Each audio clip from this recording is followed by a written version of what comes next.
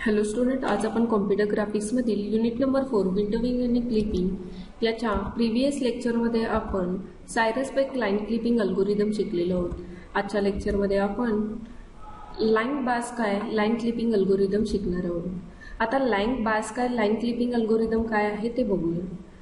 The Lang and Barsky have created an algorithm that uses floating point arithmetic but finds the appropriate endpoints with the most for computation. आता link बारस्काय मध्ये आतापर्यंत आपण जे काही algorithm बघितले ते integer point मध्ये येतात, इंटिजर अरिथमेटिक मध्ये. आता बारस्काय मध्ये काय होणार आहे, लाईन बारस्काय मध्ये तर तुम्ही फ्लोटिंग पॉइंट अरिथमेटिक यूज करणार आहे आणि त्याच्यामध्ये तुम्ही तुमच्या एंड पॉइंटचे अप्रोप्रिएट पॉइंट तुम्ही फॉर कॉम्प्युटेशन मध्ये डिवायडेशन करणार आहे. The Lang-Barsky algorithm it optimized for clipping to an upright rectangular clip window. आता Lang-Barsky algorithm मध्ये आपल्याला काय करायचंय, जे काय आपण क्लिपिंग करणार आहे ते अपराइट रेक्टँग्युलर क्लिप विंडो मध्ये करणार आहोत. The algorithm solves for inequalities to find the range of the parameter for which the line is in the viewport. आता ह्या अल्गोरिदम मध्ये आपण काय सॉल्व्ह करणार आहे, तर आपल्याकडे जे काही चार इक्वॅलिटीज वाले पॉइंट्स असणार आहेत त्याच्यामध्ये आपण त्या पॅरामीटरनं त्याची रेंज फाइंड आउट करणार आहे आणि ती जी काही लाईन आहे ती कुठं असणार आहे तर व्ह्यूपोर्टवरती. म्हणजेच व्ह्यूपोर्टवरच्या जे काही चार इनइक्वॅलिटीज पॉइंट असणार आहेत त्या पॅरामीटरची आपण रेंज काय करणार आहे, फाइंड आउट करणार आहे. The parametric equation of the line segment from P0 to P1.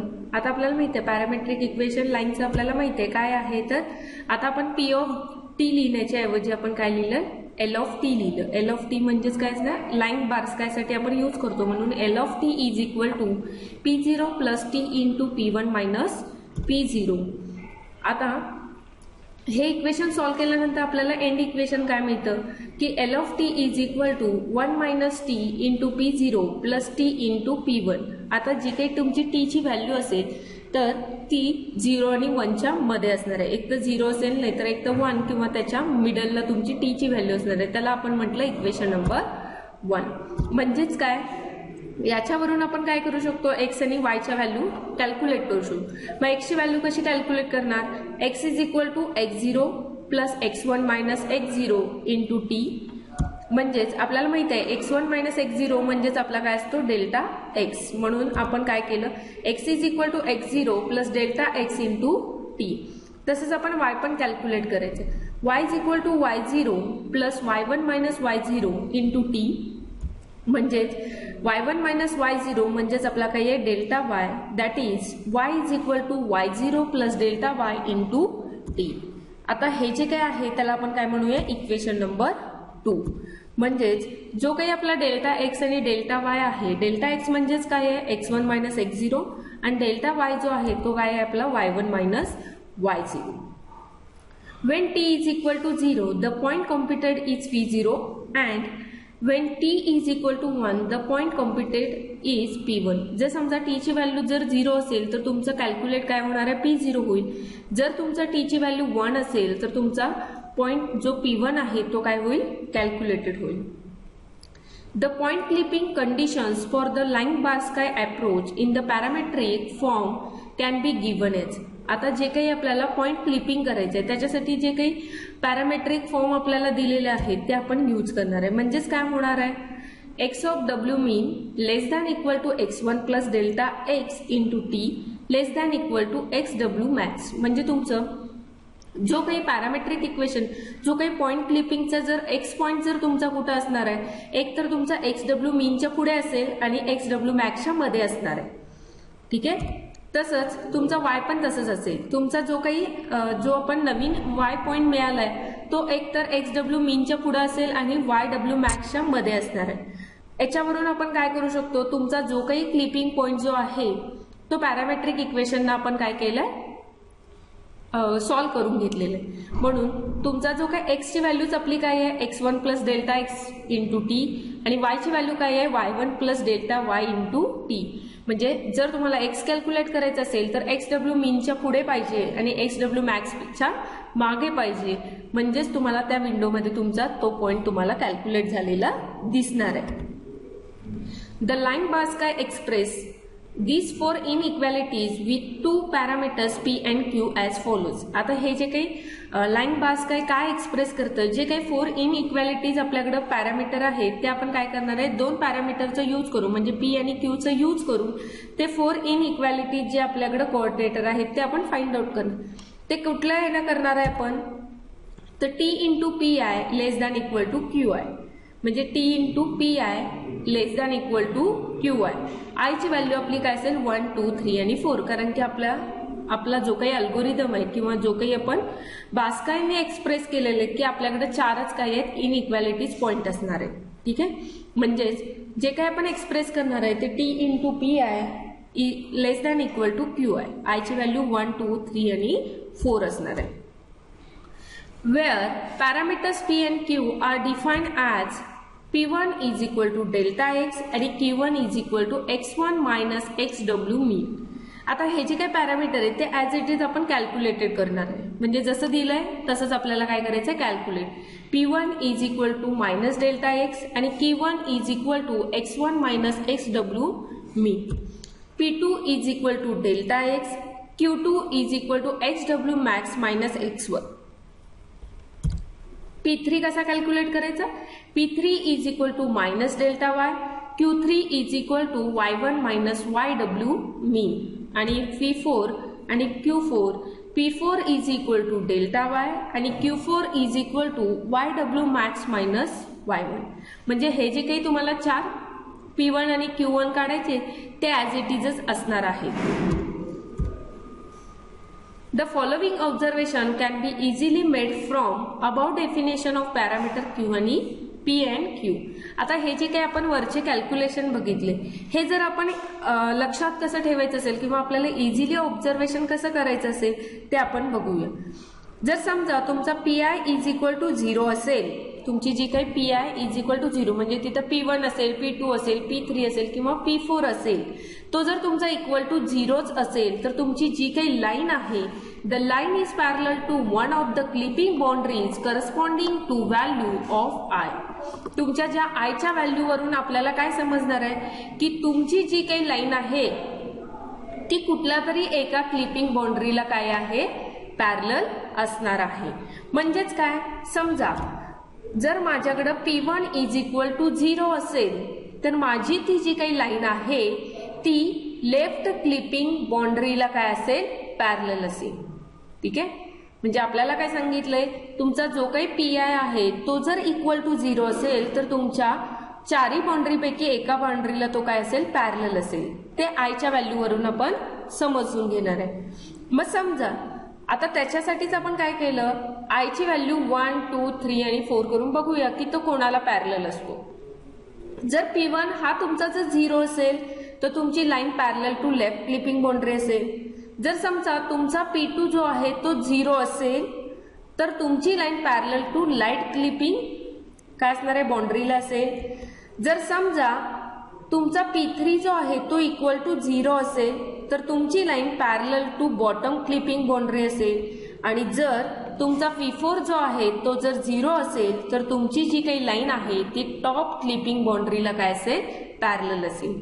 म्हणजे हे आपल्याला लक्षात येईल की P1 ज्यावेळी 0 असेल तर तो लेफ्ट क्लिपिंग करेल, P2 जो आहे तो राईट क्लिपिंगला पॅरलल असेल, P3 0 असेल तर बॉटम क्लिपिंगला पॅरलल असेल आणि P4 ज्यावेळी 0 असेल तर टॉप क्लिपिंगला काय असेल, पॅरलल असेल. तसंच जर तुमचा QI जो आहे तो लेस दॅन 0 असेल म्हणजे शून्यापेक्षा कमी असेल तर तुमची जी काही लाईन आहे ती कम्प्लिटली आउटसाइड द बाउंड्री असेल आणि त्यामुळं ती लाईन आपण काय करणार आहे, इलिमिनेटेड करणार आहे. जर तुमचा QI जर लेस दॅन 0 असेल तर तुमची line completely outside the boundary असेल आणि तुम्हाला ती काय करायची आहे, इलिमिनेट करायची आहे. तसंच जर तुमचा QI जो आहे तो ग्रेटर दॅन इक्वल टू 0 असेल तर तुमची जी काही लाईन आहे ती इनसाइड द क्लिपिंग बाउंड्री आहे म्हणजे तुमच्या बाउंड्रीच्या क्लिपिंग बाउंड्रीच्या आतमध्ये असणार आहे. जर तुमचा QI हा ग्रेटर दॅन इक्वल टू 0 असेल तर समजा तुमचा जर पीआय, आता मगाशी आपण पीआय इज इक्वल टू 0 बघितला. समजा जर माझा पीआय हा लेस दॅन 0 असेल, म्हणजे शून्यापेक्षा कमी असेल, तर काय असणार आहे? The line proceed from outside the inside of the clipping boundary. म्हणजे तुमची जी काही लाईन आहे ती कशी प्रोसीड व्हायला? आउटसाइड पासून इनसाइडला चालल्या, म्हणजे तुमच्या बाउंड्रीच्या आतमध्ये चालल्या, क्लिपिंग बाउंड्रीच्या आतमध्ये, म्हणजे आउटसाइड पासून इनसाइडला चाललेली असेल. जर तुमचा पीआय हा लेस दॅन 0 असेल, तर तुमची जी काही लाईन आहे ती प्रोसीड कशी होणार आहे? From inside to outside of the clipping boundary. जर लेस दॅन 0 असेल तर आउटसाइड टू इनसाइड जात असेल. जर तुमचा ग्रेटर दॅन 0 असेल तर ती तुमची लाईन काय असणार आहे? इनसाइड टू आउटसाइड येत असणार आहे. Therefore, for non-zero value of Phi, the line crosses the clipping boundary and we have to find parameter T. जर समजा तुमचा Pi हा नॉन झिरो व्हॅल्यू असेल, तर तुमची जी काही लाईन आहे ती क्लिपिंग बाउंड्रीला काय करणार आहे? क्रॉस करणार आहे. मग ज्यावेळी क्लिपिंग बाउंड्रीला क्रॉस करेल त्यावेळेस तुम्हाला पॅरामीटर T जो आहे तो काय करायचा आहे? फाइंड आउट करायचा आहे. The parameter T for any clipping boundary I can be given as T is equal to Qi divided by Pi. I ची व्हॅल्यू आपली काय असणार आहे? 1, 2, 3 आणि 4. जर तुमची Pi ची व्हॅल्यू नॉन झिरो असेल तर तुम्हाला T ची व्हॅल्यू कॅल्क्युलेट करायची आहे. मग T ची व्हॅल्यू कशी कॅल्क्युलेट करायची आहे? T is equal to Qi divided by Pi. I ची व्हॅल्यू 1, 2 आणि 3 असणार आहे. आता आपण अल्गोरिदम बघू, त्याच्यावरून आपल्या बऱ्याच कन्सेप्ट काय होतील? क्लिअर होतील. Read two endpoints of the line, say P1 x1 y1 and P2 is the x2 y2. म्हणजे आपल्याला लाईनचे दोन एंड पॉइंट माहिती पाहिजे. एक म्हणजे समजा P1 आणि दुसरा असेल तो P2 आपण कन्सिडर करू. त्यानंतर तुम्हाला काय माहिती पाहिजे? रीड टू कॉर्नर्स, दोन कॉर्नर माहिती पाहिजे. म्हणजे कुठला?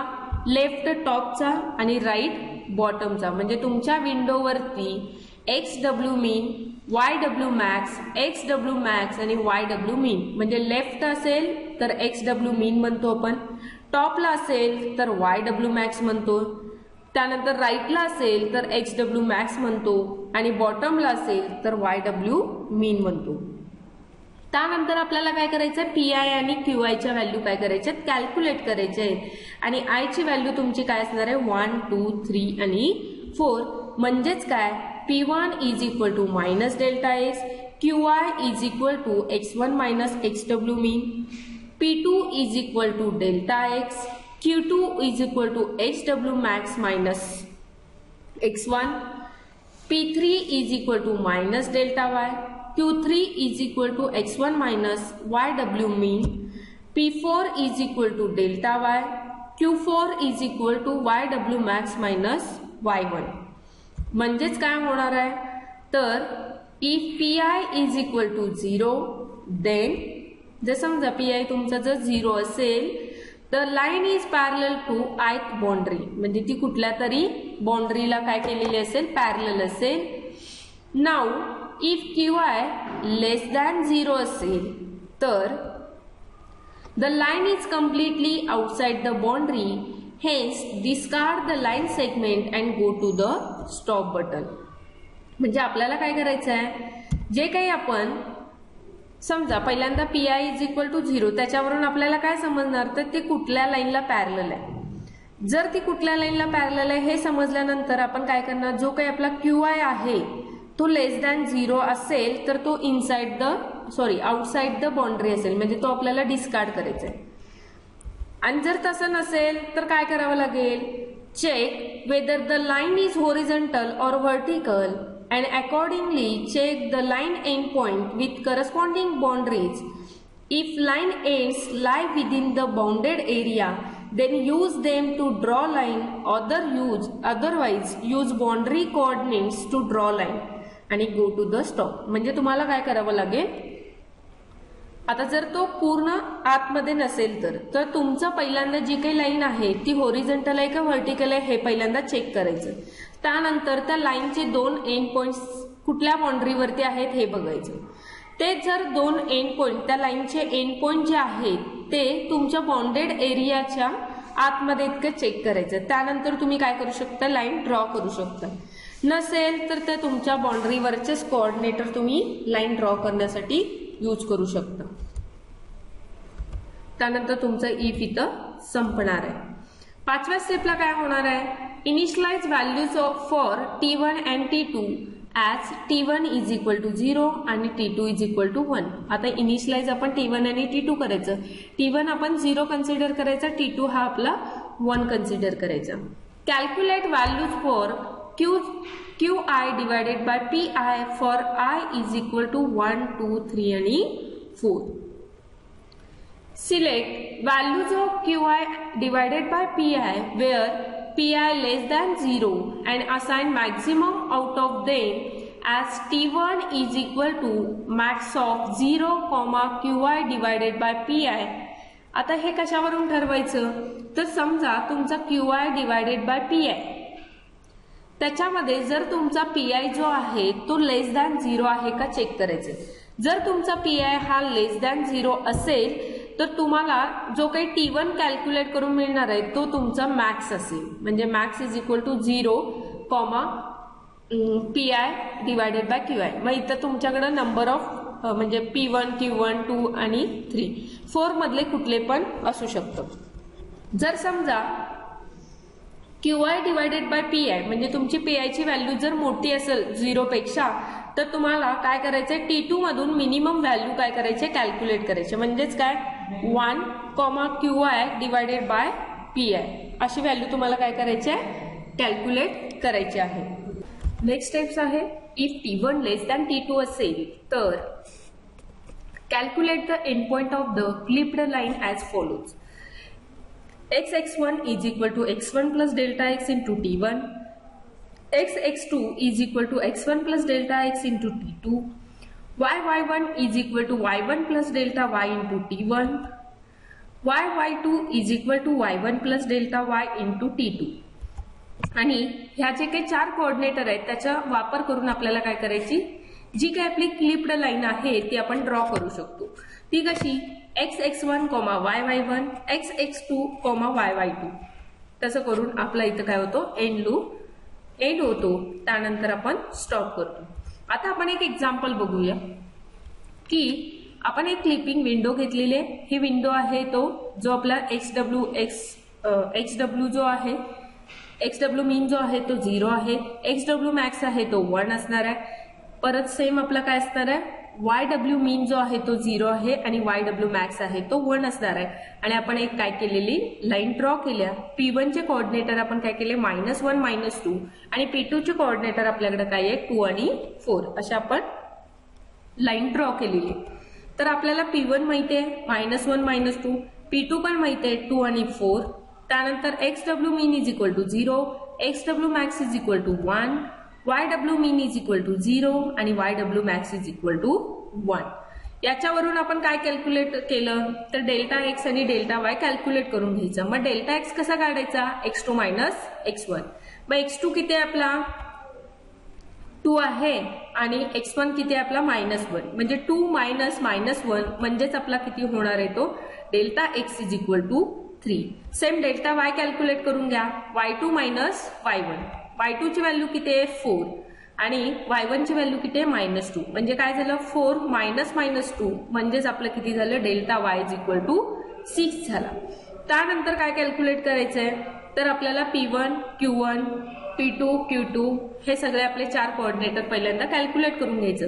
P1 म्हणजेच काय आहे, P1 is equal to -delta x म्हणजेच व्हॅल्यू किती झाली, -3 आणि Q1 is equal to x1 - XW mean. आता x1 किती आहे आपला, -1 आणि XW मीन किती आहे, 0 म्हणजे -1 - 0 म्हणजेच किती झाला, -1. त्यानंतर P2 कॅल्क्युलेट करायचा. P2 is equal to delta x ची व्हॅल्यू किती आहे, 3 म्हणजे P2 तुमचा किती झाला, 3 आणि Q2 कसा काढायचा, XW max - x1 is equal to 1 - -1 is equal to 2. Same P3 calculate करा. P3 is equal to -delta y. Delta y ची व्हॅल्यू किती आहे, 6 त्यामुळे तो किती झाला P3 is equal to -6. Q3 is equal to y1 minus YW मीन.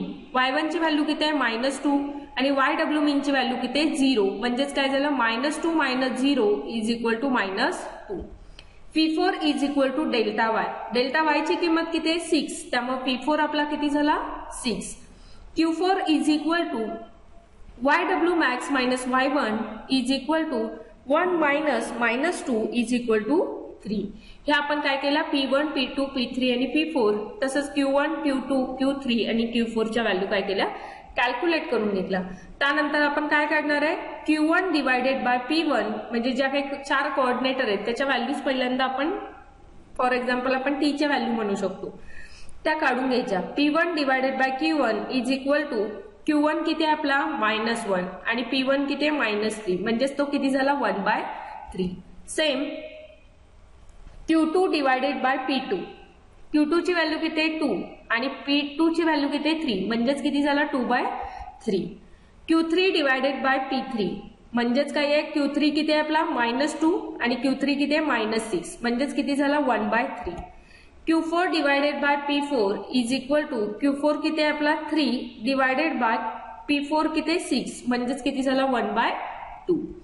त्यानंतर काय करायचं की जर फॉर PI लेस दॅन 0 असेल तर आता PI लेस दॅन 0 कोणाला म्हणायचं त्यावेळेस आपण काय कॅल्क्युलेट करतो T1 कॅल्क्युलेट करतो. आता PI लहान कोणाकोणाचं आहे बघा लेस दॅन 0 0 पेक्षा लहान कोणाकोणाचा येतो तर एक म्हणजे काय आहे 1/3 चा येतो दुसरा आहे तो पण 1/3 चा येतो बरोबर.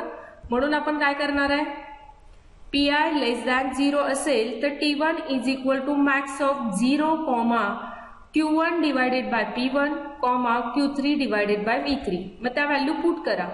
Q1 डिवायडेड बाय P1 ची व्हॅल्यू किती आहे 1/3 आणि Q3 डिवायडेड बाय P3 ची व्हॅल्यू किती आहे 1/3. मग यातला मॅक्झिमम कुठला आहे तर 1/3 असणार म्हणजे T1 ची व्हॅल्यू किती झाली आपली 1/3.